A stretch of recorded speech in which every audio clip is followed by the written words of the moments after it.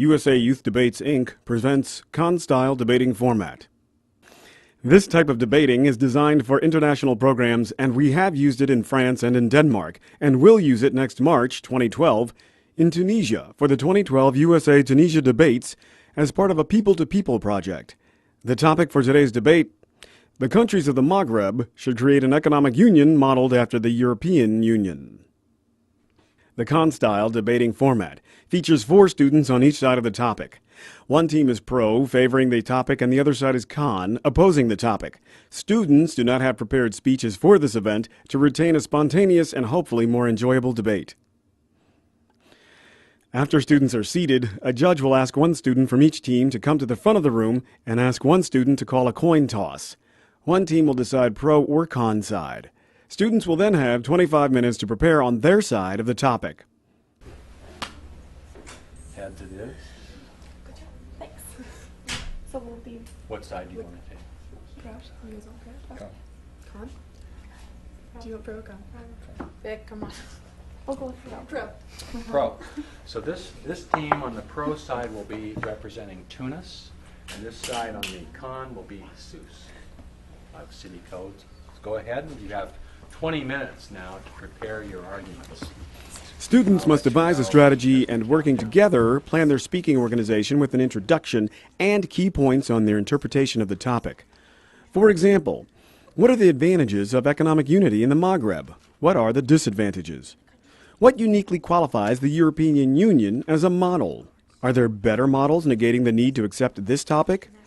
Since unemployment and low growth in Tunisia are continuing sources of discontent, how can each side deal with these inequalities? Who is the most persuasive speaker in the group? Who is good with introductions and conclusions? Does humor have a place in the debate, and if so, how? In this academic sport, you are trying to convince a judge, not unlike a jury in a courtroom. This is what will happen. Can let me write a statement? They will work together as a region. Okay. So who's going to say the statement? Do you want me to say it? Yeah, it's fine. We're going to begin with the pro side, which is representing the city of Tunis. Make a 2-minute presentation on their perspective on this topic. So.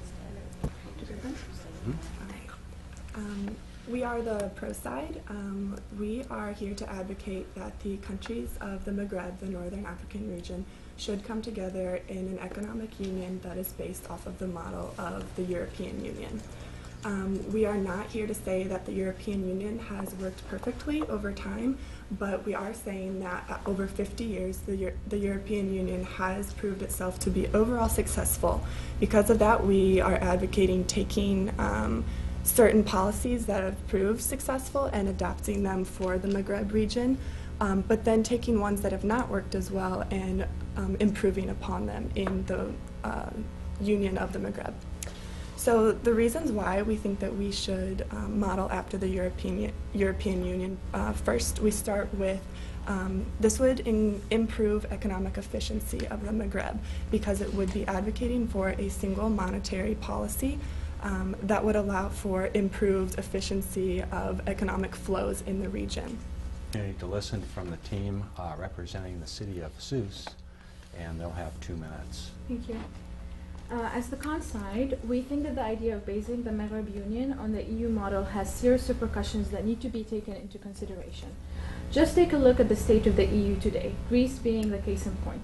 The EU itself is unhappy with how the economic union has been benefiting member states. Not to mention that the circumstances that led to the formation of the EU are extremely different from the circumstances today in the Maghreb region. The purpose of the union is for the involved countries to band together, as they can be stronger as a whole than each country individually.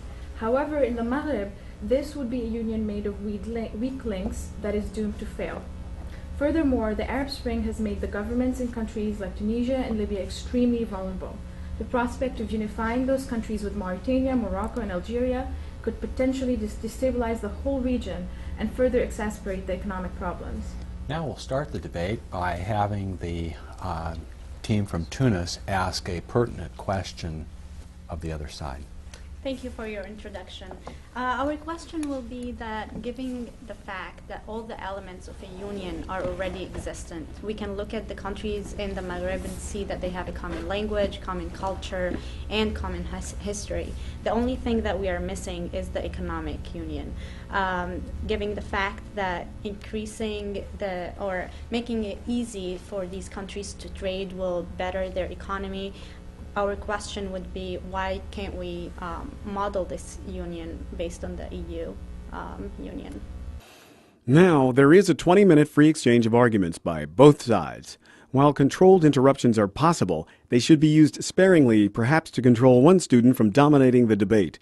Courtesy is taken into account when evaluating the debate, and speaking fairness is important. I would first like to respond that I'm not sure we can state that they have a common, that they are unified in any other way. Yes, they do have a common language, but the language varies so drastically between each country that they have issues talking to each other unless they're speaking in formal Arabic.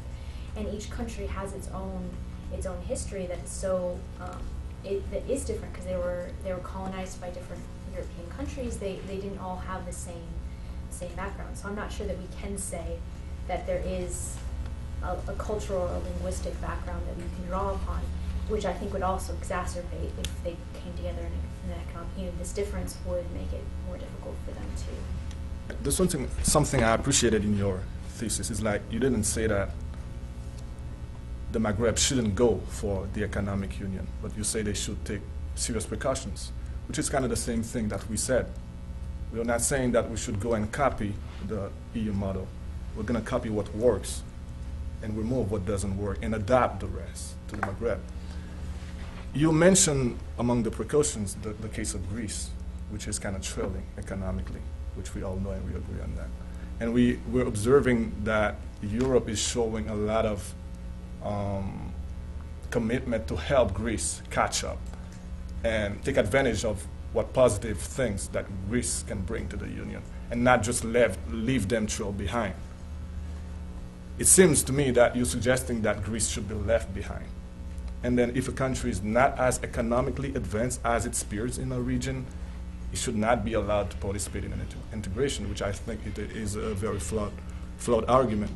And you also mentioned that the formation of the European Union is very different from the Maghreb situation, but here we're trying to focus on an economic union. Not something like the whole EU, but we're focusing on an economic union, and we showed the advantages that the union could have, and you have not really challenged this idea. And you also mentioned that a union in the Maghreb is doomed to failure and might lead to war. These are big statements, heavily loaded. I can't personally see how an economic union. I'd also like to add on too, to address the issue of that there isn't a common language. They do have, while there are the different colloquial languages in each country, they do have the common Fusa to speak, which is something more than the European Union has. You have German, you have French, you have Italian, you have Polish, you have everything. So the fact that they have the common modern standard Arabic is something more than the European Union itself has. And a majority of the states of the Maghreb were actually colonized by the French, with the outlier being Egypt. So, and while they may not have the same colonizer, they all have the share in the sentiments of what it's like to be a colonized country, which is also something that the European Union does have as well. So I do think that there is arguments to be made that there is a common language and common culture, despite some variances, and more so than the European Union. Because of culture or language or anything. And when we are looking at the Maghreb, we can see that the reasons why they cannot grow in economics is because of these barriers on trade mainly. When we are increasing trade, looking at the economic theories, we are increasing the economy of the country. So how to do that is by having a union among these countries where they can trade among each other. So you're saying that there's never ever going to be an instance where you're going to have to bail out a state because we're not saying that there'll never be an instance. We're saying, why are we predicting that in the short term? Why are we saying, we don't know if there might be a state that has to be bailed out at one point in time, but we're not saying, why are we discussing this in the near future? there might be a state within the Maghreb Union that, if this model is passed, that is processed and can be that state that steps up and bails out. But we're not saying we need to talk about that in the near future.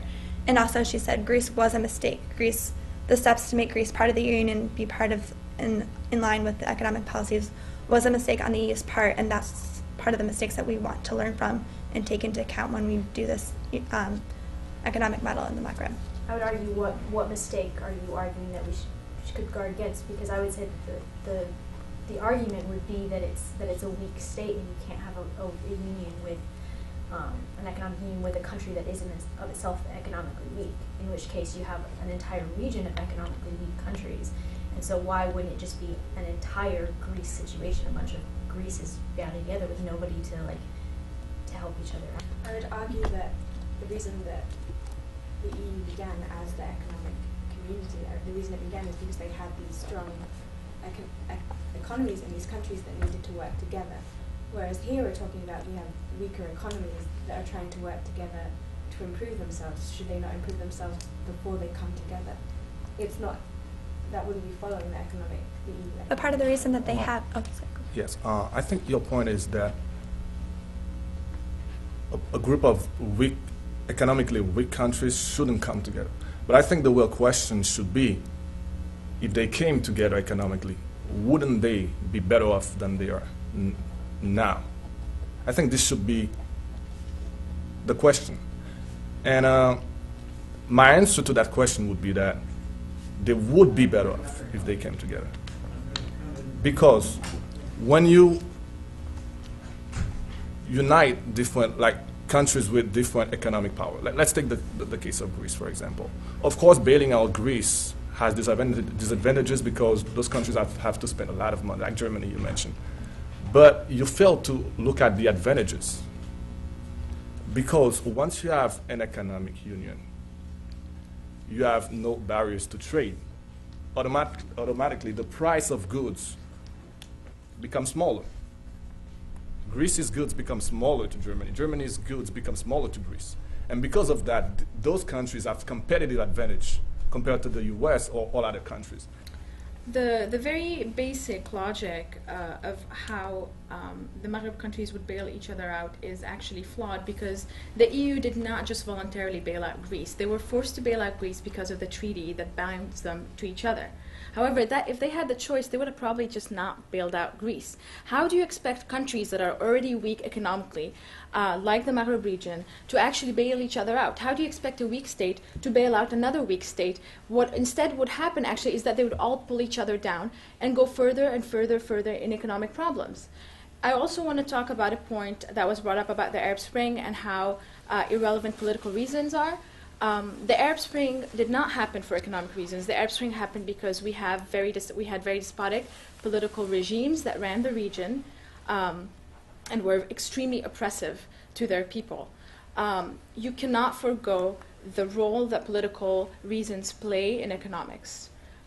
Politics play a very important role. At the same time, I don't think you can underplay the economic reasons behind the Arab Spring.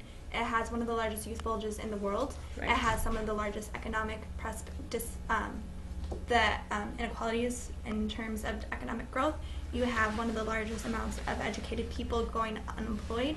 So I don't think you can counter, or just as you can't ignore the politics, you can't just ignore the economics. Because Absolutely. We're ignoring. We're not arguing that we shouldn't be trying to fix these problems. We're just saying that an economic union between the countries wouldn't help those issues. I would actually contest this idea that that Greece, or the problem with Greece, we have in the EU an imbalance with Greece, that we had some very strong economic countries like Germany and Britain and France, but then we had Greece, which was obviously lagging behind. In the Maghreb, that's not the case. They're very close in economic status, where binding those countries together is not going to create this imbalance that we had in the EU. Instead, it's going to create an equal playing field where they all can benefit from the union together. So instead of having a country that you have to bail out, you'll have countries that are going to increase from a decrease in barriers. They're going to create markets. They're going to allow for